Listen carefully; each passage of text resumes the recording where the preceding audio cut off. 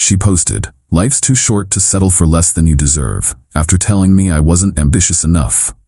I shared it with, "Couldn't agree more," and a photo of my resignation letter from our relationship. She realized too late what she'd lost.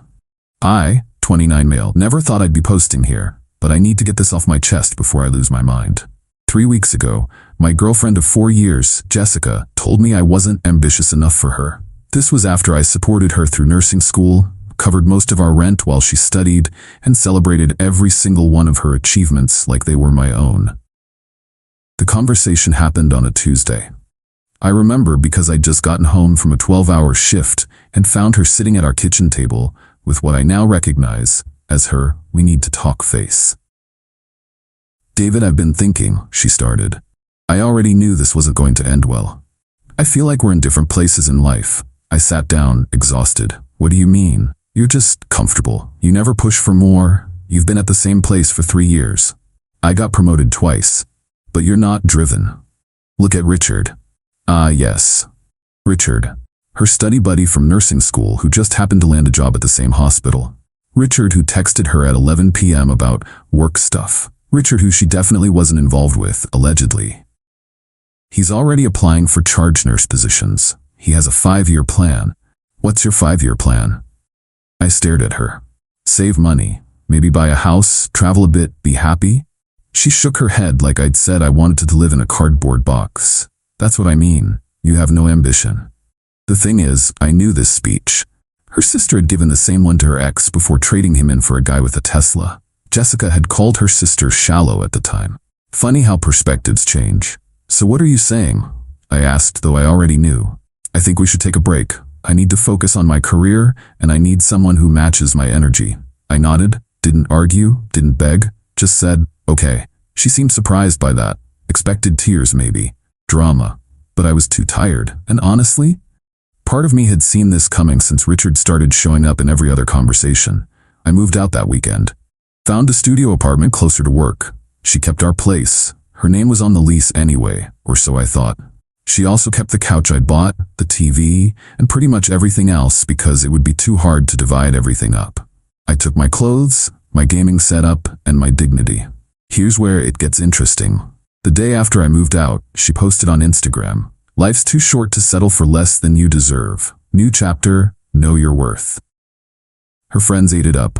Comments about "Yas Queen" and "finally putting yourself first" flooded in. My phone buzzed with messages from mutual friends asking if I was okay. I said I was fine. Because I was.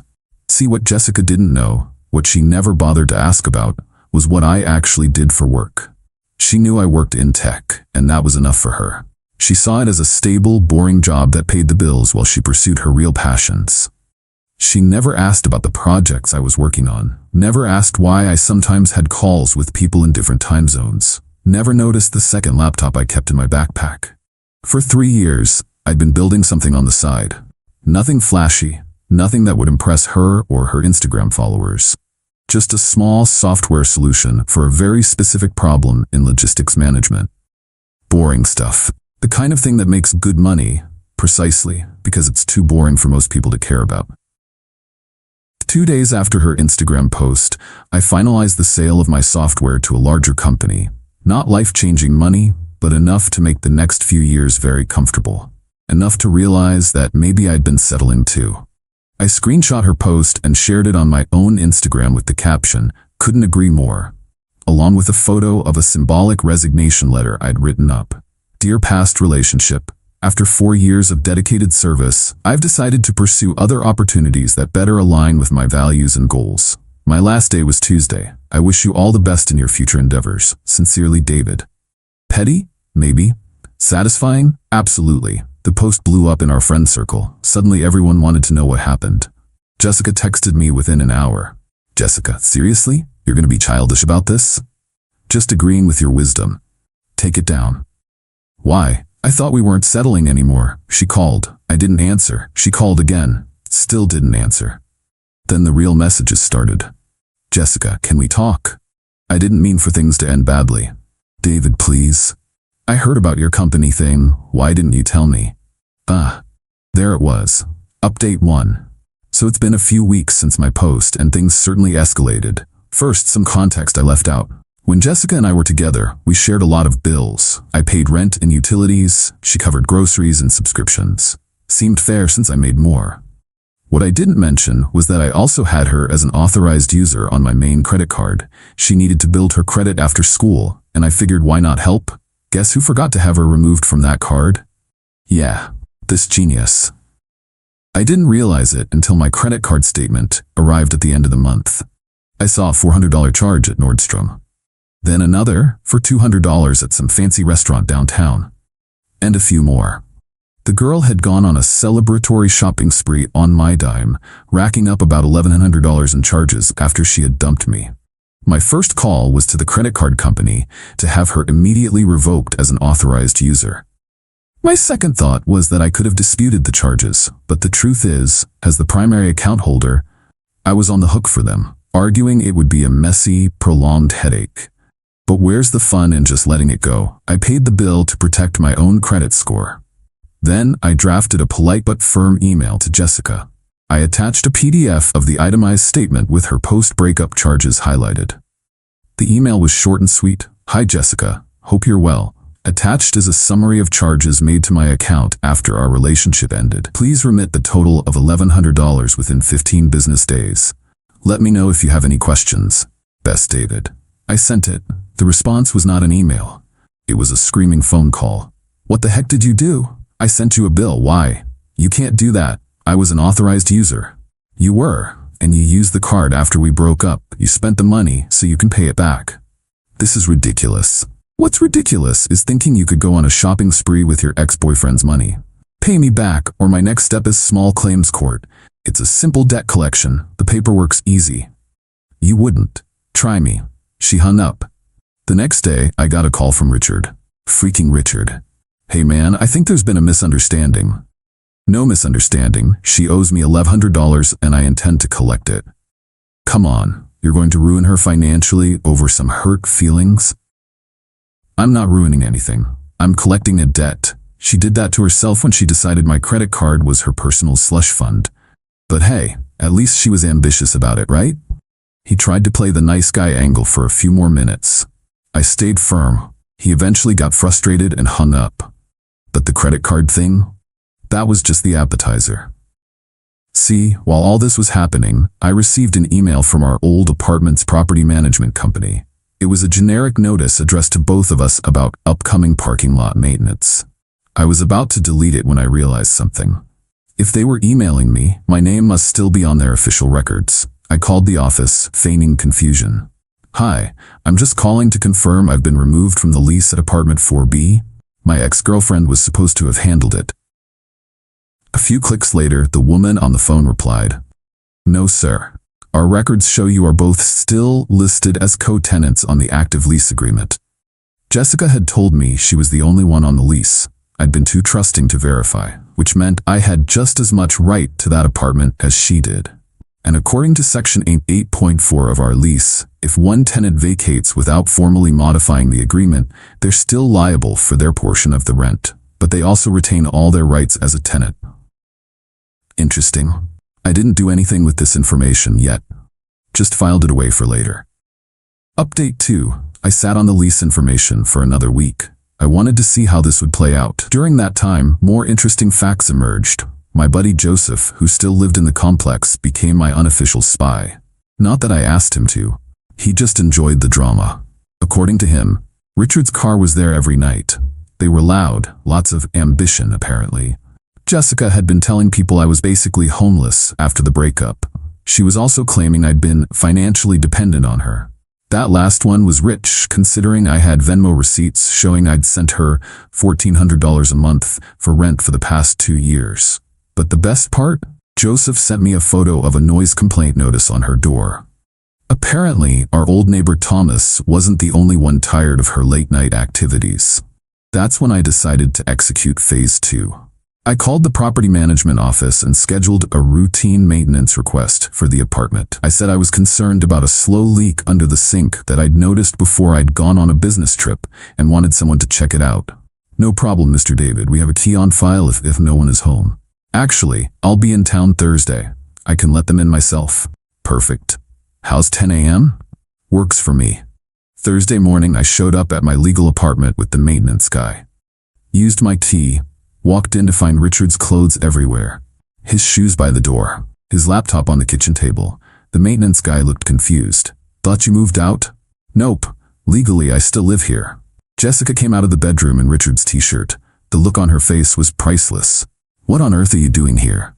Getting the sink checked. Hi, Richard. He appeared behind her in boxers. You can't just... Actually, I can. I pulled up the lease on my phone. See? Co-tenant. Never formally removed, which means I'm still a legal resident until the lease ends or we formally modify it. Her face went white. Richard looked baffled. This is insane, she finally sputtered. Is it? Hey, maintenance guy, the sink is right through there. While he worked, I took a calm tour of my apartment. I noticed my couch had a new stain. My TV had a crack in the corner. You know, I said conversationally, damage to the property is taken out of the security deposit. Our security deposit, the one we'll split when the lease ends, assuming there's any left. Get out. Can't make me leave my own apartment. But hey, I'm reasonable. Let's go to the leasing office right now. We can sign the papers to formally remove me. Just need you to pay me back for my half of the security deposit. That's $1,100. She stared at me. I don't have that right now. Then I guess I remain a co-tenant and I'll need a key. Richard finally spoke up. This is harassment, man. Is it? I'm overseeing maintenance in my legal residence. What is a lease violation, though, is having an unauthorized occupant. How many nights have you stayed here this month, Richard? The limit for guests is 14. The maintenance guy finished up, said the sink was fine. I thanked him and we left together. As I was leaving, I added, oh, and Jessica? I'll be scheduling regular maintenance checks, as is my right. See you around. The text started before I even got to my car. Jessica, this is psychotic. Me, this is legal. Jessica, I'll call the cops. For what? Entering my own apartment with a key I'm entitled to have? Please just stop. Pay me for the credit card bill and the security deposit and sign the lease removal form. Then I'm gone. I told you I can't right now. Then I'll see you next week for the AC filter change. She called crying. I didn't answer. She left a voicemail begging me to be reasonable, talking about how we'd loved each other once. Cruel? I paid her way for 2 years, supported her dreams, got dumped for not being ambitious enough, then got used for her shopping spree. But sure, I'm the cruel one. Update 3. So it's been 2 months since everything started and I need to tell you how this all ended because honestly, I couldn't have scripted it better if I tried. After the lease confrontation, things got quiet. Jessica was presumably trying to scrape together $2,200, $100 for the credit card, the $100 for the deposit buyout. Richard's car was seen less frequently. Then I got an unexpected call from Susan, Jessica's mom. David, I'm sorry to bother you, but I need to know the truth. Did Jessica really use your credit card after you broke up? Yes, she did. That foolish girl. I didn't raise her to be like this. Her father and I have been hearing her version of events, but things weren't adding up. Then her sister let slip about a big shopping spree. I'm sorry this is affecting your family.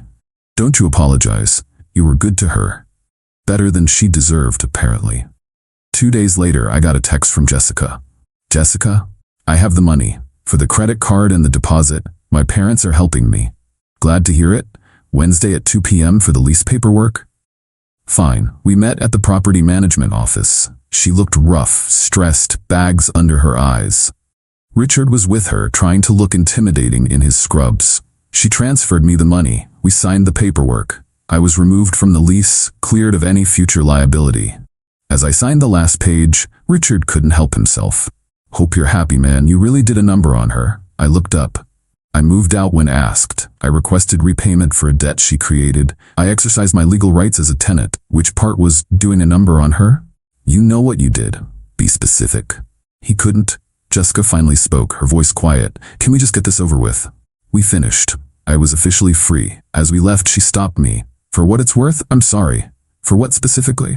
Everything. The way I ended things. The money. The lies. Okay, that's it? Okay? What do you want me to say? It's done. I did love you. You loved the stability I provided. There's a difference.